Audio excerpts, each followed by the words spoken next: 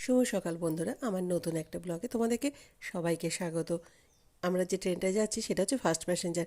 কাঁচরাপাড়ায় এই ট্রেনটা হচ্ছে 4:50। বর আগের দিন বলল, তুমি অনেক দিন ধরে বাপের বাড়ি যাবে বলছিলে, চলো ঘুরে আসবো একদিনের জন্য। কিন্তু একদিনও না, মানে বিকেলবেলা আমরা অবশ্য রওনা দিয়ে দেবো। ছট পুজোর ছুটি আছে, তাই বলো চলো ঘুরে আসি। রাজিও হয়ে গেলাম, বাপের বাড়ি যেতে কে না চাই, তাই না? 9 মাস পর যাচ্ছি বাপের বাড়িতে, আর এসে পৌঁছেও গেছি। এই ট্রেনটা যখন ঢুকেছে তখন হচ্ছে 8:55 যতদূর সম্ভব। আর দাদা কোথায় আছে সেটাই আমরা খুঁজে বেড়াচ্ছিলাম। প্রতি বছরই কিন্তু দাদা আমাদেরকে নিতে আসে। এখন তো দাদার গাড়ি আছে তাই। আগে যখন গাড়ি ছিল না তখন রিক্সা নিয়েও আসতো, টোটো নিয়েও আসতো। যখন টোটো ছিল, অটো ছিল তখন। আর যখন টোটো ছিল না, ভ্যানেও গেছি বাপের বাড়িতে। যখন যেরকম ছিল সেরকমভাবেই নিয়ে আসতো।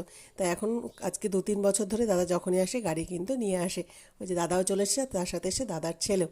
আর এই যে যাচ্ছি বাপের বাড়ি। তোমরাও চলো, তোমাদের সাথে ছোট্ট একটা মিনি ব্লগ শেয়ার করি। যাদের বাপের বাড়ি দূরে তাদের একটা আনন্দই কিন্তু আলাদা, যাওয়ার একটা আনন্দ আলাদা। আসার সময় আবার একটু মনে দুঃখ হয় চলে যাচ্ছি বলে, কিন্তু যাওয়ার সময় দারুণ আনন্দ হয়। চলে এসেছি বাপের বাড়িতে, দাদা গাড়িটা তুলে রাখছে।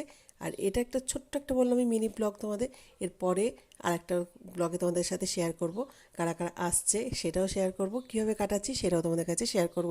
চলো, এই যে পৌঁছে গেছি, মা বৌদি সবার সাথে বসে গল্প করছি এখানে। আর চারিপাশটাকে একটুখানি ইগনোর করো। এখন ঘড়িতে প্রায় বাজে হচ্ছে 9:15। এসেই গল্প শুরু করে দিয়েছি, হা হা হি হি চলছে মার সাথে বৌদির সাথে। দাদা বললাম নিচে গাড়ি তুলছে। আর এই আনন্দ মজা এইটাই তোমাদের কাছে একটুখানি আজকে ভাগ করে নেব। তাহলে আজকের মতো টাটা, সবাই খুব ভালো থেকো,